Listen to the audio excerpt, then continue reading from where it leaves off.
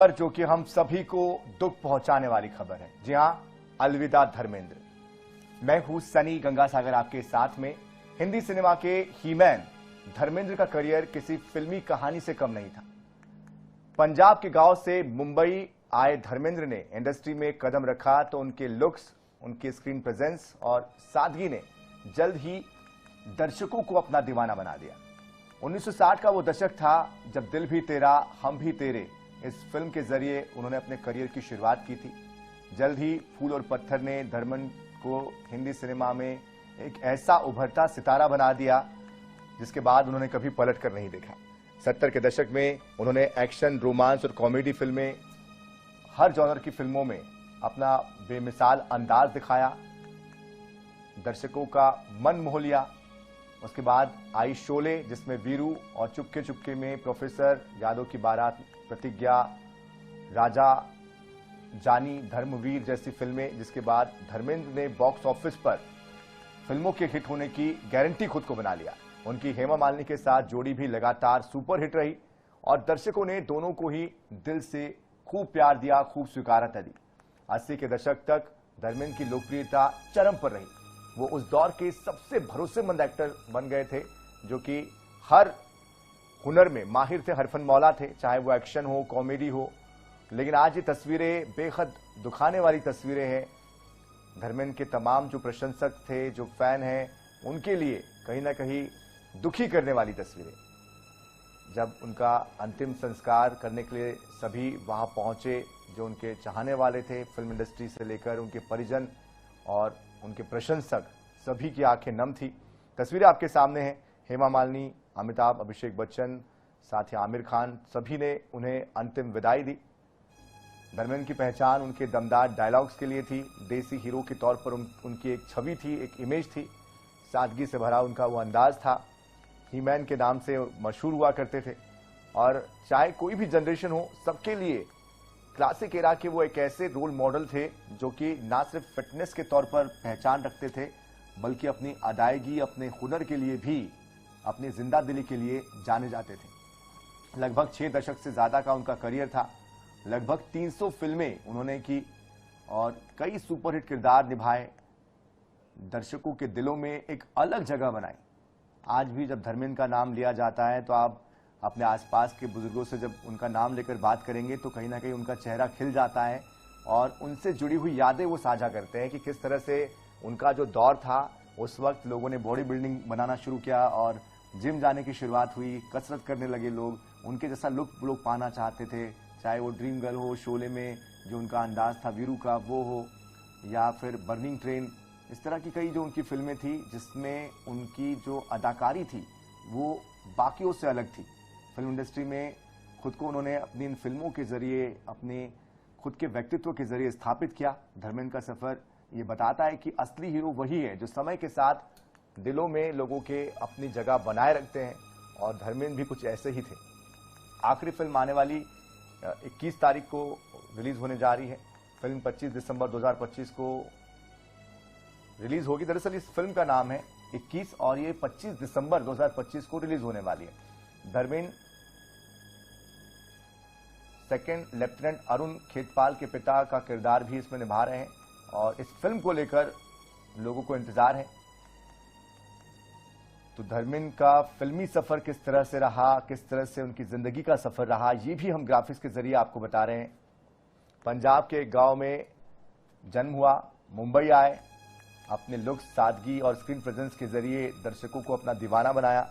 उस समय film fair की जो मैगजीन आया करती थी उसका अवार्ड उन्होंने जीता था और उसके बाद से धीरे धीरे करके उन्होंने फिल्मों में अपनी एक मजबूत पकड़ बनाई, एक ऐसी छाप छोड़ी कि आज भी उनकी जो फिल्में हैं, शोले, सीता और गीता, फूल और पत्थर, मेरा गांव मेरा देश, प्रतिज्ञा, चुपके चुपके, धर्मवीर, अपने, सत्यकाम, अब भी जब भी ये फिल्में सामने आती है तो लोग देखते हैं।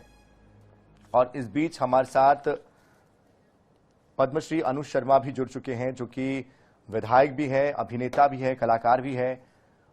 बहुत दुखद ये खबर आई है जिस तरह की आज ये खबर आई है। अनुज जी, कैसे इस खबर को आप देखते हैं, कैसे उनको श्रद्धा सुमन अर्पित करेंगे? देखिए, धर्मेंद्र जी ने बहुत लंबे समय तक काम किया और उनके कंट्रीब्यूशन को की कोई तुलना नहीं हो सकती। और सबसे बड़ी बात ये थी, वो कंप्लीट एक्टर थे जिन्होंने बहुत शानदार तरीके से ड्रामा वाली फिल्मों में बहुत कमाल का काम किया, जिसमें उनकी अभिनय क्षमता को देखने का अवसर मिला। चुपके चुपके जैसी उन्होंने कॉमेडी फिल्में की। वहीं एक मजबूत हीरो के तौर पे, एक मसल मैन के रूप में भी उन्होंने बहुत कमाल का अपनी ताकत को दिखाया। शोले को तो कभी भूला ही नहीं जा सकता है। तो और उसके बाद उनके अंदर एक जज्बा था बहुत लंबे समय तक काम करने का। मुझे याद है उनकी एक फिल्म थी हुकूमत, वो हम देखने बहुत पहला दिन पहला शो गया था मैं, बहुत क्रेजी से। तो धर्मेंद्र साहब को हिंदुस्तानी सिनेमा में एक शक्ति का प्रतीक माना जाता है।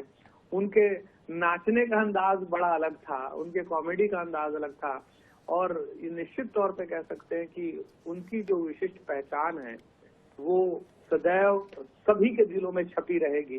वो आज भौतिक रूप से आज भले ऐसे अब इस दुनिया में नहीं है, लेकिन सभी के दिलों में वो हमेशा राज करते रहेंगे और ऐसे लंबे समय तक राज करेंगे जो बहुत कम लोगों को नसीब होती है। बिल्कुल। लेकिन अनुज जी, जिस तरह से उनका एक लंबा करियर रहा, लगभग 300 से ज्यादा फिल्में उन्होंने की है, कोई ऐसी फिल्म आपको याद आती हो जिससे कि आप भी बहुत प्रभावित हुए हो?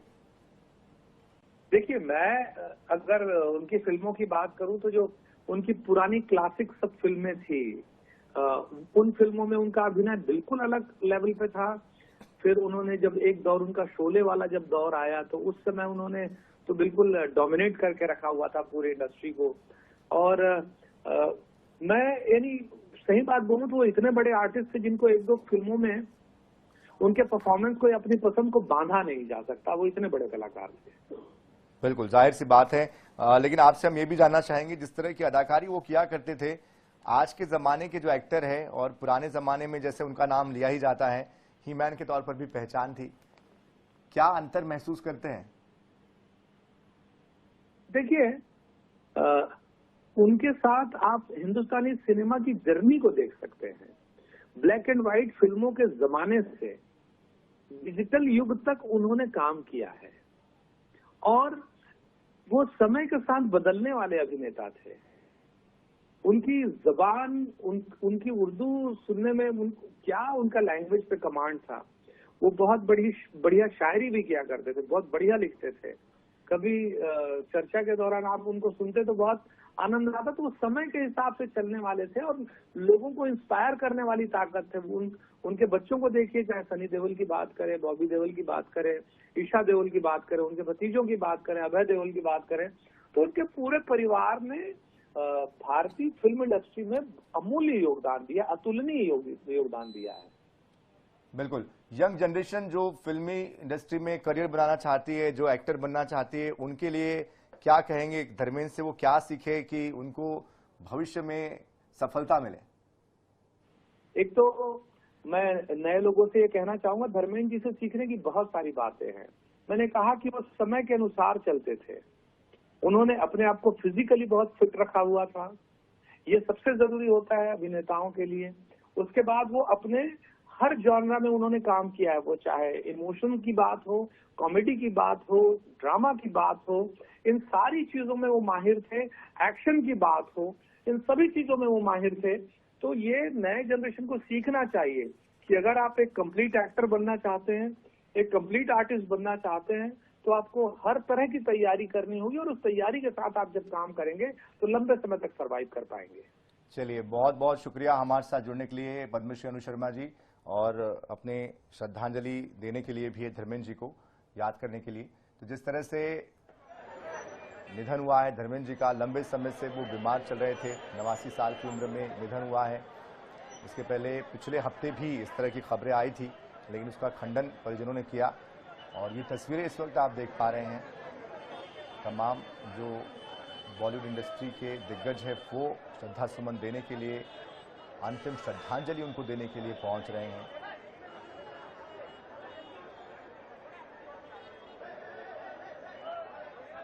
लगातार उनसे मिलने के लिए उनके घर पर भी तमाम सभी जो कलाकार हैं वो बारी बारी से पहुंच ही रहे थे। लेकिन आज जब ये खबर आई उसके बाद हर किसी के लिए एक सदमा था, क्योंकि बॉलीवुड के हीमैन के तौर पर उनकी पहचान थी, और चाहे वो यंग जनरेशन हो या क्लासिक इरा के कलाकार हो, सभी के दिलों में उनकी अपनी एक अलग छाप थी। सभी से वो अपने आप को जोड़ लेते थे। उनकी जो कुछ फिल्में आई थी, लाइफ इन अ मेट्रो, अपने ये जो अभी के समय की, अभी के दौर की जो फिल्में थी, उसमें भी वो दिखाई दिए थे, जिसमें भी उनका जो अभिनय था, जो अदायगी थी, उसको भी खूब पसंद किया गया। और आज भी कई ऐसे यंग जनरेशन के भी लोग हैं जो उनको फॉलो करते हैं, उनको पसंद करते हैं। ना सिर्फ पुरानी जनरेशन बल्कि अभी की जो पीढ़ी है वो भी उनके लिए एक अलग लगाव रखती है, और शायद इसलिए भी सोशल मीडिया पर भी लगातार उनसे जुड़ी हुई तस्वीरें साझा हो रही है, श्रद्धांजलि उनको दी जा रही है।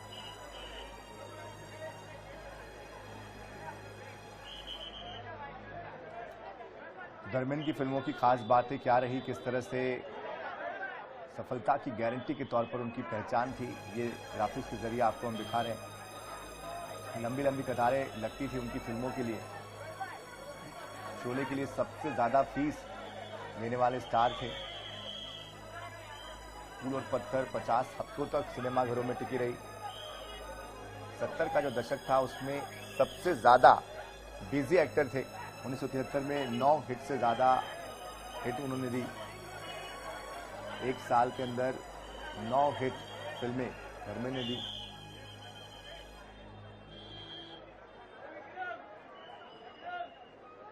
धर्मेंद्र का किसी फिल्म में होना यानी कि ये एश्योरिटी होता था कि ये फिल्म सुपरहिट होगी।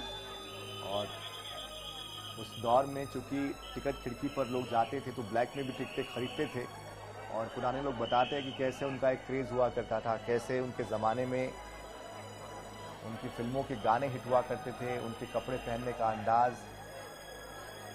उनका एक्टिंग का अंदाज, उनका जो स्टाइल था वो कॉपी किया करते थे। तो बहुत सारे लोग जो उनके प्रशंसक हैं, जो फॉलोअर हैं, वो आज बेहद नम आंखों से, दुखी मन से उनको श्रद्धा सुमन अर्पित कर रहे हैं, और कहीं ना कहीं उस दौर को याद कर रहे हैं जब उनकी फिल्में वो देखा करते थे, जब उनका अभिनय, उनके इंटरव्यूज वो देखा सुना करते थे। तो उतने ही डाउन टू अर्थ भी थे, उतने ही जमीन से जुड़े इंसान भी थे। पंजाब अपने पैतृक गांव जाया करते थे, लोगों के बीच संवाद किया करते थे। कई रियलिटी शोज में बतौर गेस्ट, कभी जज के तौर पर भी दिखाई देते थे।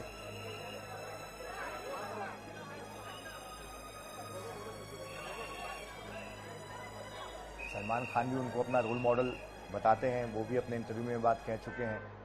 ऐसे कई दिग्गज कलाकार हैं जो उनको अपना रोल मॉडल मानते रहे हैं। और जब ये खबर आई उसके पहले ही जब तमाम दिग्गज पहुंच रहे थे तो उनके घर पर अमिताभ बच्चन भी पहुंचे, जो कि शोले में जय की भूमिका में थे, और उस वक्त वो खुद ड्राइव करके पहुंचे उनका हाल जानने के लिए। तो ठीक इस तरह बाकी कलाकारों का भी हाल था। सभी ने उनसे जाकर मुलाकात की थी जब वो घर पर वापस लौटे। लेकिन आज जब ये खबर आई तो हर किसी का मन दुखी है, और सभी ने नम आंखों से उनको विदाई दी है।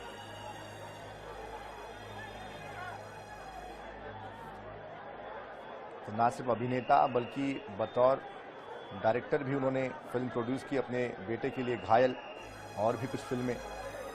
राजनीति में भी एक वक्त था जब वो आए, और राजस्थान से टिकट मिला उनको भारतीय जनता पार्टी की तरफ से, चुनाव जीते, लोकसभा पहुंचे, लेकिन राजनीति में बहुत लंबे समय तक रह नहीं पाए। 2012 में भारत सरकार की तरफ से उनको पद्म भूषण से सम्मानित किया गया। इसके अलावा कई अवार्ड उनको मिले, लाइफ टाइम अचीवमेंट अवार्ड।